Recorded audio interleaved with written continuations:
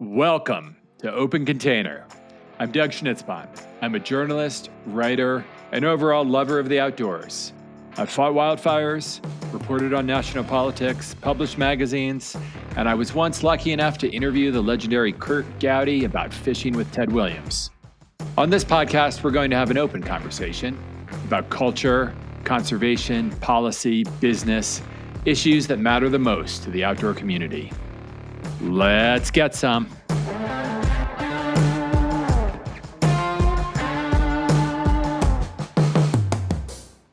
Quite famously, when British explorer George Mallory was asked, "Why climb a mountain?" he responded, "Because it's there." That statement can be interpreted in many different ways, especially during the great age of human exploration, when there were still blank spaces on the map and remote reaches untouched by people. There was certainly an element of going out and conquering, of being stronger than the unknown. But I don't think that's entirely what Mallory meant.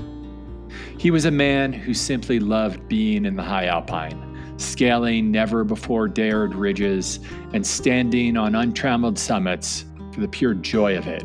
He was eventually lost on the slopes of Everest, and now he's part of that mountain's mythology. But if I could amend his famous quote, I'd say, "Why climb a mountain? Because it's beautiful." And I think that's how many of us are now approaching big endeavors.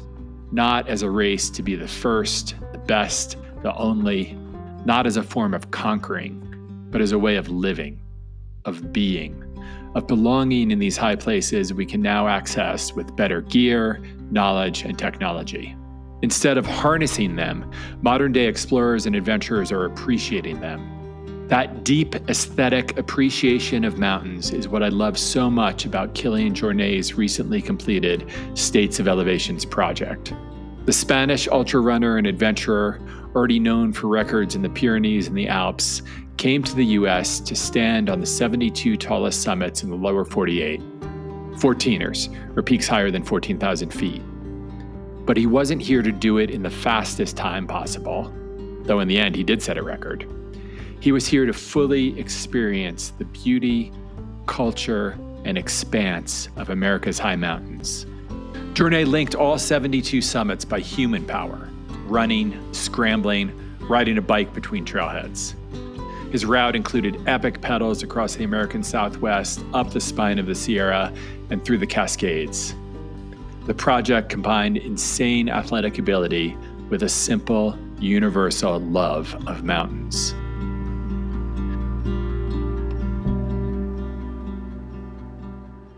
But if you want to talk numbers, let's get wild.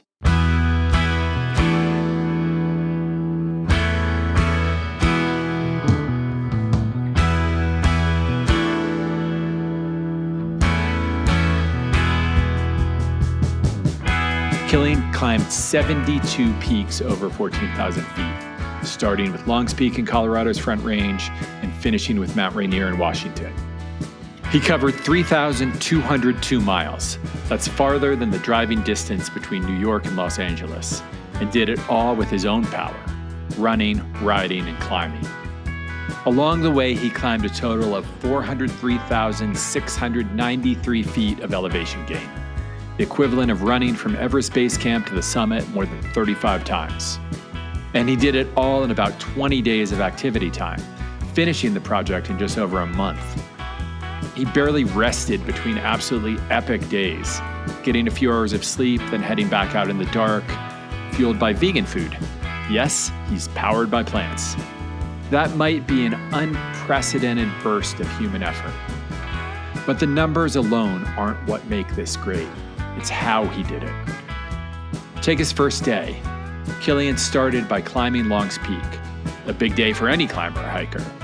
But from there, he headed across the LA Freeway, a 38-mile technical ridge traverse with 21,000 feet of gain between Long's and Arapahoe Peak. Most climbers would be proud to complete that in a few days. Kilian did it as his kickoff. And the thing is, it's absolutely stunning and pure to be up there on that rock with nothing but the sky around you. Kilian went on to tick off other once-in-a-lifetime mountain routes in Colorado, including the Elks Traverse on notoriously loose rock near Aspen and Nolan's 14, an ultra-endurance challenge covering 14 peaks over more than 100 miles.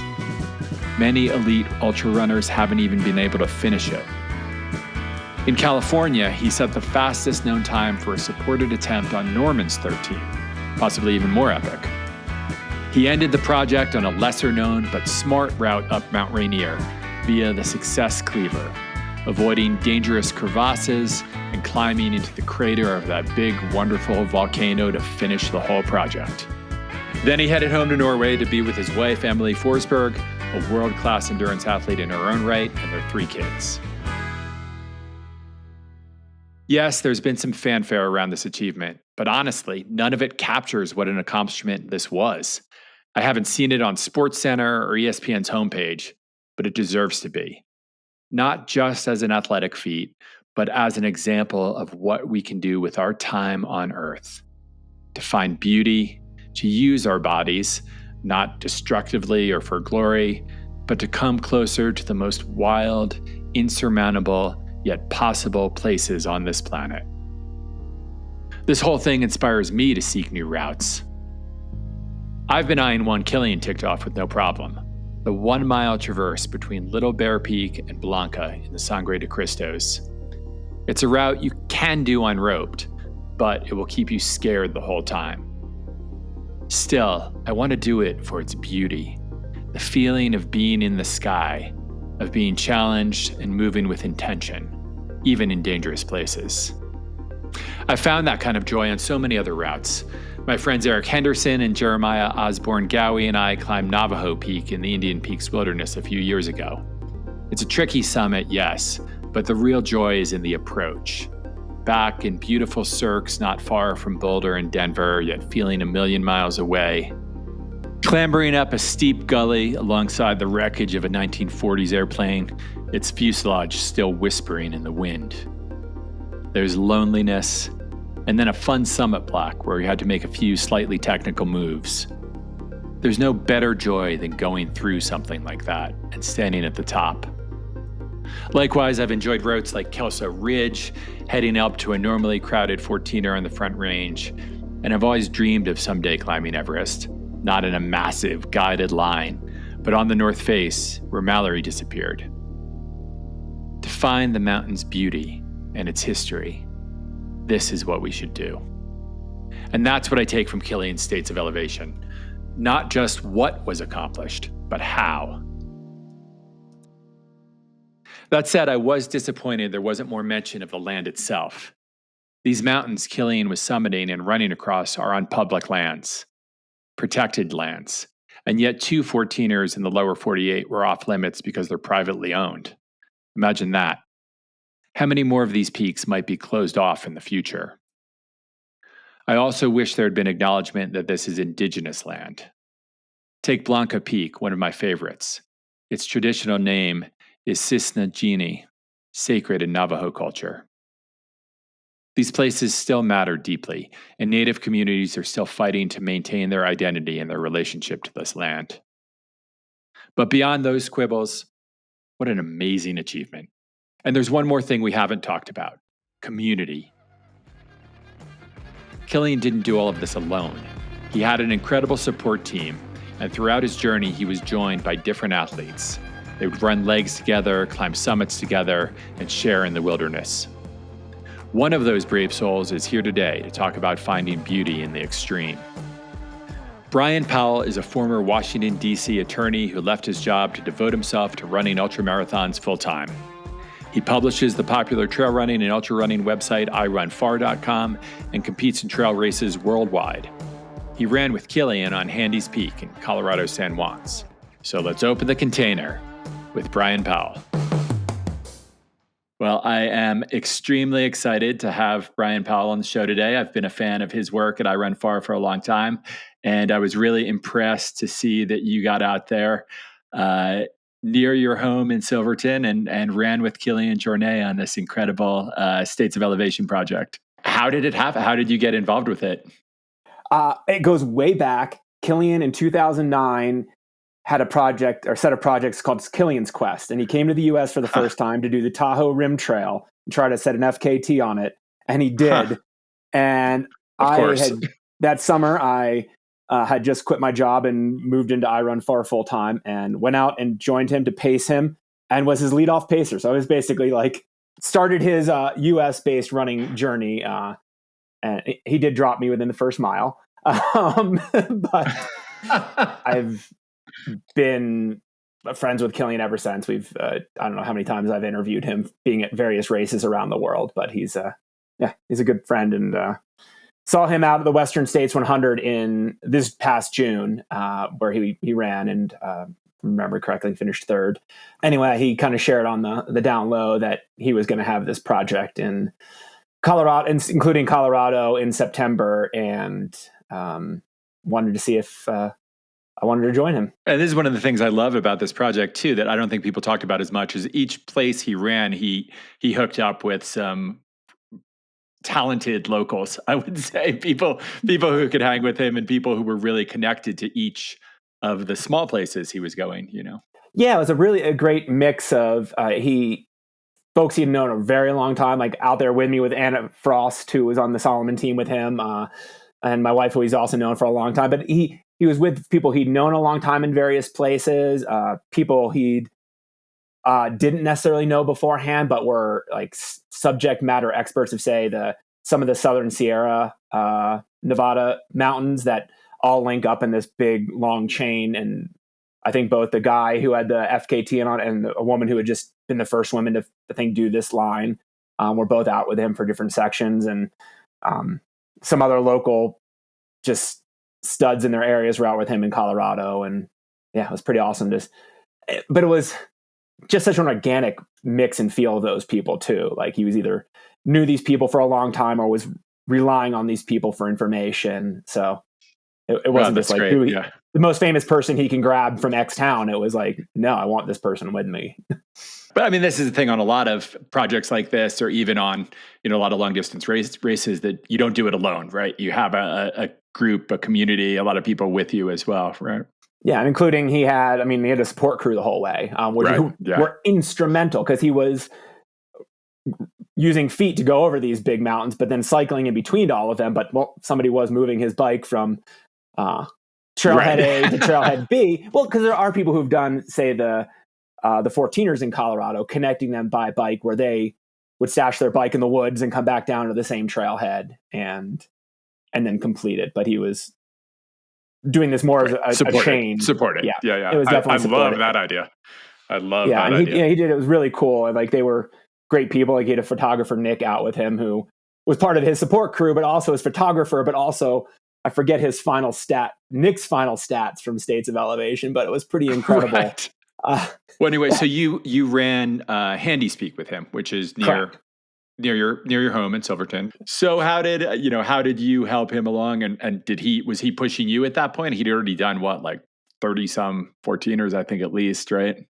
Yeah, and he'd done 30 miles already 30 miles, I think, on foot that day. He'd done 4 14ers, like 30 miles on foot, probably 60K on a bike. Who knows? Like, he'd been going since 6 a.m. and it was like 5 p.m. And Kilian, he's such a joker. I mean, because he came to the car, the trailhead, and like sat in the tailgate of the truck and ate some peanut M&Ms and a sandwich and probably had a coffee or something. And like, he knows, like, we had this thing where he dropped me in the first mile doing Tahoe Rim Trail like ages ago. And he knew, like, I was like, asked him a couple times, like, am I going to be able to hang with you? And so we leave the parking lot, start on the trail. 100 meters later, we're going across a bridge, and we get across this bridge and the trail starts to climb a little bit. And he just drops the hammer. He just, for like 100 meters, he's just like balls to the wall. And he turns around, just kidding. And he's like, lets me and Nick catch back up, and never am I pushing him. Like, we're on a trail. I think he led most of it. It kind of made sense just for him to, like, as there's nothing I need to help him with navigation on this. He's run Hard Rock 5 times. It's only one trail. There's literally no turns except to a place where there were 5 of us and we all went off course coming off Handies. Okay. But we, and literally like 3 minutes before, I'm like, hey, let's not go off course where we all always just go straight down the gully. And anyway, I was never pushing him. He was always setting the pace, and a good pace, but an honest pace. Like the first hour I was with him, like we were just catching up on life. Like I've known him for more than 15 years. I know his wife. We were talking about his kids. I was literally talking to him about how he balances work and being a dad. And I mean, has the normal brand under Camper. He has his foundation. He does a lot of other things. Like how does he balance his life and like how does it divide up? Anyway, we're just catching up on life in both directions. And then we get to about 13,000 feet. The trail pitches up onto kind of the ridge to go up the top of Handies. He stops and uses the woods for a second, and Nick and I the photographer and I go a little bit ahead, and Nick says, all right, I want you, as we get up to this rock around the corner, I'm going to have you stop and like do a little short video so he could capture me setting the scene of like where we are, who I am, what's going on. And so we do that for 30 seconds as we wrap up. Like, I think I say something to the effect of, and now I'm just going to try to keep up with Kilian to the top, see if I can keep up with Kilian to the top. Kilian goes by us as we're like finishing that. He gets 5 seconds on me and I'm off the wheel. Like there's no catching back up at 13,000 feet, as the trail got a little steeper. And fortunately, it was a beautiful sunset or coming towards sunset. And I just like, all right, there's no way I'm catching up. So I just started taking photos of this gorgeous sunset. And I also knew that my wife, Megan Hicks, and our friend Anna Frost were going to be at the top. And they brought snacks for Kilian, like unbeknownst to him. So I kind of had a feeling that 15 minutes later, I was going to be able to reconnect at the top. And we did. Yeah. And that's what, I mean, I think the thing more than anything else, when I first read about him doing this, I was like, oh, that's incredible. It's an incredible achievement. Yeah. But then when I first saw the first leg he did, when I saw that, he went from Longs all the way down to South Arapahoe Peak, I was like, oh, I get it. Like this is about the beauty of it all. Kind of like what you're saying with the sunset. It's about, and that's what I really loved about him. Like he is doing this in the most beautiful, most aesthetic way possible. And really, what an amazing thing to do as a human being, to get out there and live in the mountains like this for a month, right? Completely. And he'd done a bunch of, like a lot of races in the US at this point, but that's always on the course. And yeah, he does a little training before or whatever, but that's probably near the course that he's going to be racing most of the time.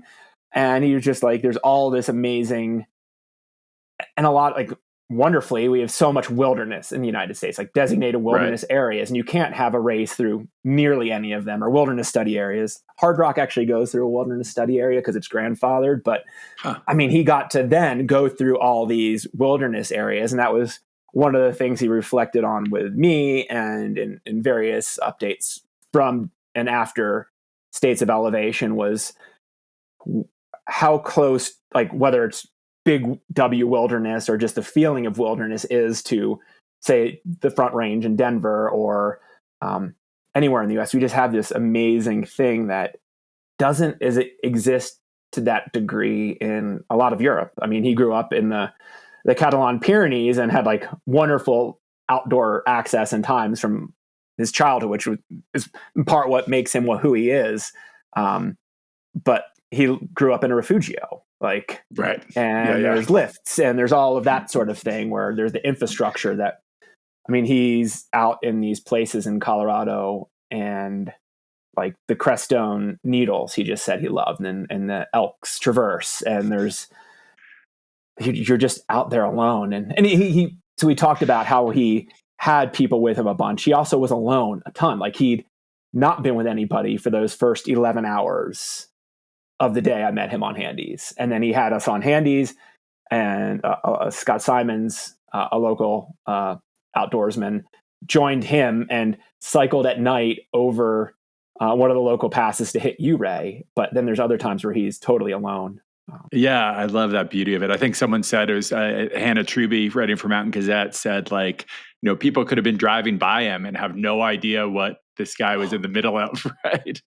I fortunately had the exact opposite experience at one point, which we were crossing this bridge I talked about right out of the Burroughs Park trailhead. And there's this guy who I think he's like camping out for the night, but he was right down next to, I think it's the head of the Lake Fork of the Gunnison River. Anyway, he's there with his dogs down, like filtering water. And he's like, "Oh my God, it's Kilian. Way to go, Kilian. I'm such a big fan. What you're doing is amazing." Like, and he wasn't That's there, cool. like, he wasn't there to be spectating.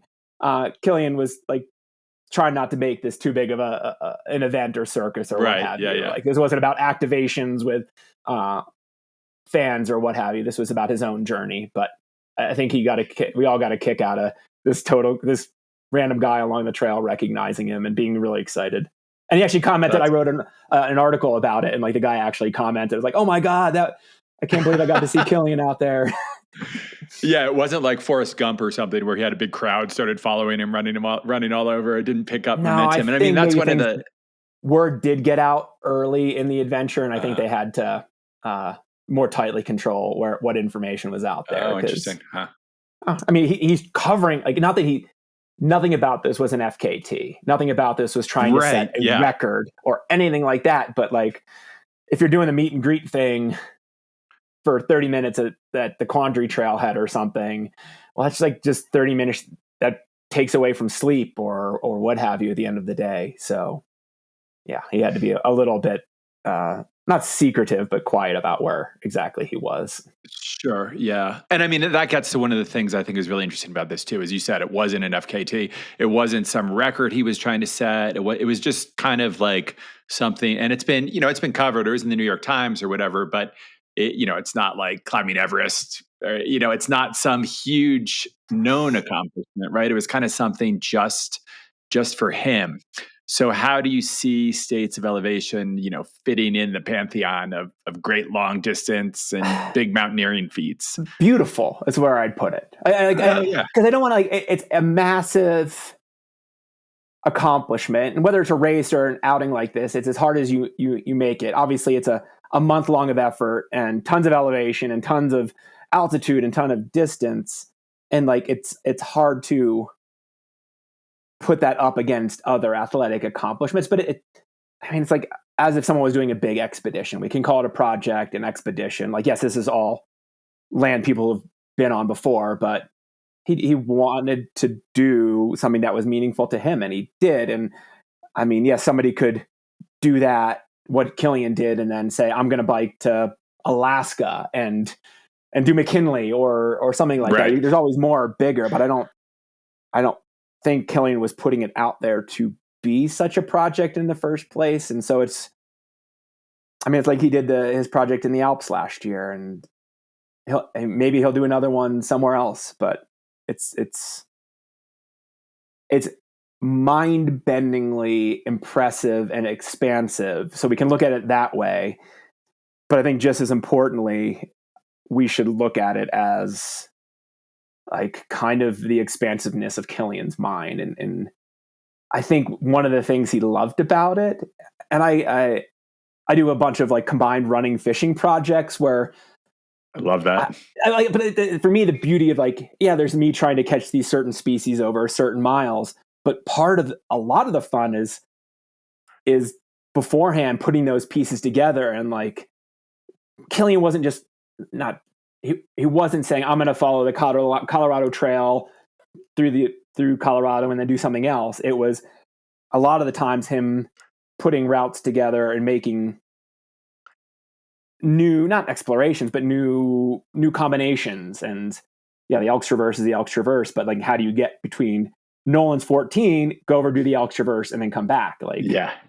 And like, what is the natural thing? And that was part of what I loved about it. I loved the logistics of it. I was looking at it, I was like, I was just thinking about how he was going to put it together and how he'd figured that whole route out. And there was on-siting it. Like, he was, I won't say where, there's a place where he was in Colorado and he was planning to go up one route, and either there was a public access issue or there was looking up a gully and there was just a ton of blowdowns or whatever. But like, there was, I'm sure, numerous times during the project where he got somewhere and was like, nope, that research does not trend. That 20-year-old blog post might have worked 20 years ago, but no. Yeah, I get excited thinking about like how you put those pieces together, and I'm sure Kilian did too. And like, I hope that inspires other people. I'm sure Kilian would want that to like, Yeah. how do you connect wherever you want to connect? Like, think about, yeah, it's fine to think about the Four Passes Loop or the Colorado Trail or whatever established routes are, but like, get creative. Like, how do you run from your current town to your previous hometown or whatever it is? Just look at a map and dream. And how do you think this inspires like the day-to-day reader of I Run Far, or just someone out there who's a usual, everyday trail runner? I mean, like, yeah, just to maybe think big, to see the beauty of Kilian's trip. And like, fortunately, he did have photographer with him and videographer, and like, just get inspired about America's wild places or wild places wherever you live. I say America's because that's the majority of our readership, and that's where the project took place. But like, oh my goodness, the wild places that we have. It showcased Colorado and California and I guess Washington, but like you have that everywhere. And like, I think that's one of the really cool things about trail running and ultra running. And I was just talking with a publisher about maybe a book or something in the future, but I'm like, one of the amazing things about trail running as a sport to follow or learn or read about or see is how beautiful it is, and we can be inspired by those sunsets. And that's that sunset where you are. Like, I can't wait to go home to central New Jersey for Thanksgiving in a couple weeks. And my sister and her family just moved along the Delaware River, which is only half a mile from where parents I grew up. And like, I can't wait to see those sunsets running along the Delaware River, whether it's running or hiking or whatever, or like walking with family. Like, that's beautiful to me, and like, it's meaningful to me. And like, that's wherever you are, you have that. Find the beauty where you are and get out there and enjoy it outside. And I think you bring up something, you've been talking about something important here, which was he was able to enjoy these wilderness areas, these roadless areas, these things that are a treasure to us at a time when this stuff is under threat like we've never seen it before. When public land is going to be sold off, when Forest Service is being defunded, when roadless areas are, going to have roads in them potentially.